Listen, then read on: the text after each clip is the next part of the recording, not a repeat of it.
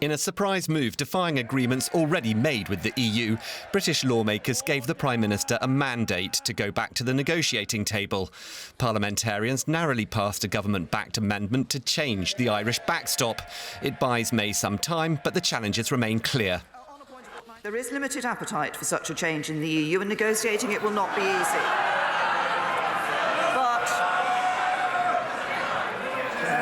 But in contrast to a fortnight ago, this House has made it clear what it needs to approve a withdrawal agreement. May's chances of achieving that appear slim. The EU says the backstop, a plan to avoid a hard border between Northern Ireland and the Republic of Ireland, isn't up for renegotiation. I think the backstop is an insurance, and an insurance is needed to be 100% sure that there is no border between Northern Ireland and the Irish Republic, and we don't want ourselves that the backstop is used.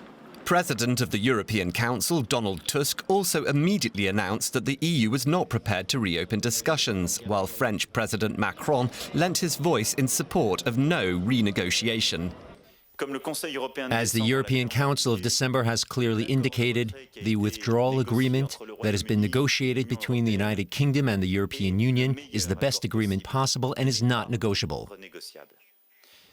With the EU's Brexit negotiator Michel Barnier also defending the existing deal, Theresa May is poised to travel to Brussels on what could be mission impossible. She may come back with nothing new to offer Parliament, which means back to square one for Brexit again. Let's bring in DW's London correspondent Birgit Maas. So, Birgit, help us make sense of this, because the UK, they're asking to reopen negotiations on a deal that took 18 months to agree. What are the chances of the EU giving the UK any more concessions?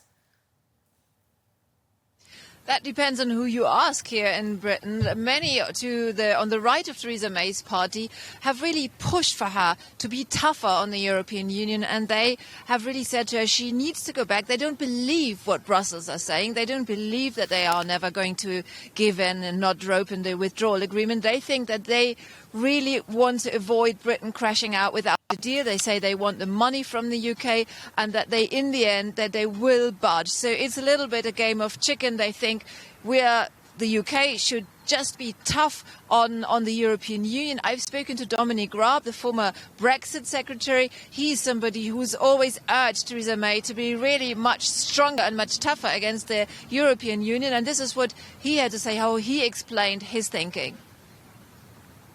We want to do a deal with our EU friends and our German friends and our friends across Europe, and of course no deal would be have some significant implications for German businesses, livelihoods and jobs, as well as here in the UK. So there's a deal to be done, but the EU can't keep saying no to every reasonable proposal that the UK makes. They need to reciprocate the flexibility that we've shown, and if that happens and we have some pragmatism within the Commission and across capitals, this deal will get done. If not, we will leave on WTO terms on the 29th of March. So this is Dominic Raab, and there are others, of course, here in the Houses of Parliament who say Theresa May is just chasing unicorns. We'll be here in 2 weeks' time, and she'll come back and she will have gotten nothing from the European Union, and it'll be Groundhog Day. So it really depends on who you speak to here in Westminster. So what are the next steps then for Theresa May, Birgit? Well, Theresa May is now going back to Brussels, and she's going to try and get some flexibility, as Dominic Raab and others are hoping, on the issue of Ireland, on the so-called backstop issue. And then she's going to come back here to London and present this, hopefully, as she hopes, new deal to Parliament. Then, if she doesn't get anything, then the question is what happens then? There is always the hope from the Labour Party that there might be a general election in the end.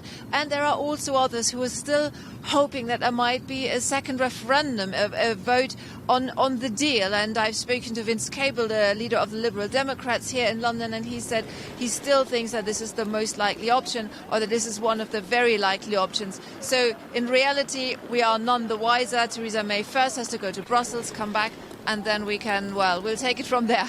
There's more work to be done. Birgit Maas in London. Thank you.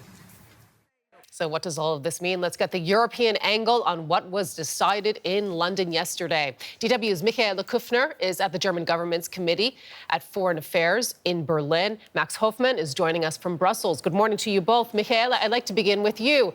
The British Parliament wants a different deal. What's the reaction in Berlin? Well, the reaction in Berlin is that there simply won't be one. And there's a sense of frustration also that once again the British Parliament didn't make clear what it actively wants. It once again voted against something which is the Brexit, which is a no Brexit scenario, and also this so-called backstop insurance policy. And I did get the chance to talk to several committee members, amongst them Roderich Kiesewetter from the Conservative CDU party, and this is what he had to say. Well, I think it's the wrong approach from the United Kingdom, and Theresa May is under pressure. So I can understand that she would like to negotiate as far as possible. However, we have another 8 weeks, and we should really avoid a hard Brexit. And we should invest all our engagement to keep a kind of tariffs and customs union and nothing else. There will be no further room of maneuver. So let's put it this way. Even the far-right AfD party stopped short of making it an aim for Germany to leave the European Union.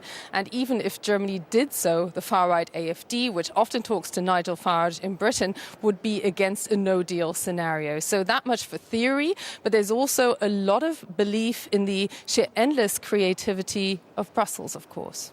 And which is where we're going to go next, where Max Hofmann is standing by. So, Max, I mean, what's the take there? Because, you know, very much the message from Brussels to London was figure out what you guys want.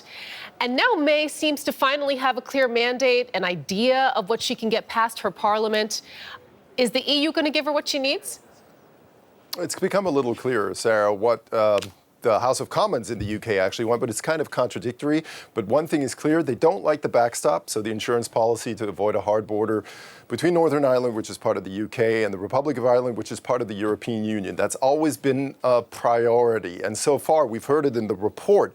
The official stand is we're not going to reopen the withdrawal agreement, the divorce agreement. That's where this backstop is anchored.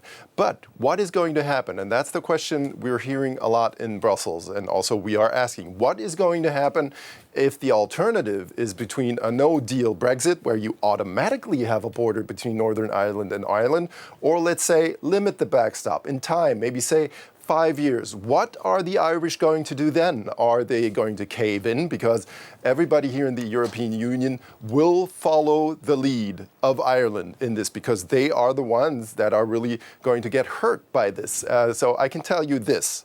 So far, European unity still seems to hold. But I think it's safe to say that in the back rooms, a lot of people are talking to the Irish at the moment. Absolutely. A lot of very important discussions going on right now. Michaela, what is the overall perception, though, in Germany on what is going on right now, not only in the British Parliament, but also in Brussels? Well, I mean, there's a big difference. So the look to Brussels really tells Berlin that the European Union was more successful in showing a united front than many here would have expected throughout these 2 years or something for negotiations. At the same time, there's a sense of frustrations when looking towards London. And there's also a perception of that this is all a political drama that is being staged, that Theresa May is now doing towards Brussels what she's done towards her own parliament, which is basically upping the ante, working as close to the deadline as possible to forge some kind of compromise. Because one thing is clear, just over a week ago, we saw the German Chancellor here saying there is still time to talk. Well, if there's nothing more to give, why would you still want to be talking? So as Max pointed out, a lot of discussions, a lot of scenarios clearly being talked about right now, but nobody wants to give ground on the point of principle. And it's really worth reminding that we're getting closer and closer to that March 29th, the deadline. That is the scheduled departure date of the UK from the EU. So, Max, I'd like to ask you, because, I mean, you were talking a little bit about the conversations that are happening right now in back rooms to try and get a compromise. But take us through what many in Brussels see as the worst case scenario. The UK rather, crashing out of the EU. Is the EU ready for that? It's more ready than the UK, let's put it this way. They've been working on a number of smaller agreements to have essential ties with the UK up and running if they crash out with a no-deal Brexit, let's say, for example, for aviation. One thing's clear. A no-deal Brexit, and the experts who know about these things, economic experts, really agree on this. The UK would be much worse off than the European Union if there is a no-deal Brexit. But, you know, it's going to hurt the European Union as well because of the economic ties there. So it's in nobody's interest, really. Okay. Thank you so much. Max Hoffman in Brussels. Michaela Kufner giving us some analysis on the conversations that are happening right now and the reaction to what was decided in London yesterday. We appreciate it from both of you.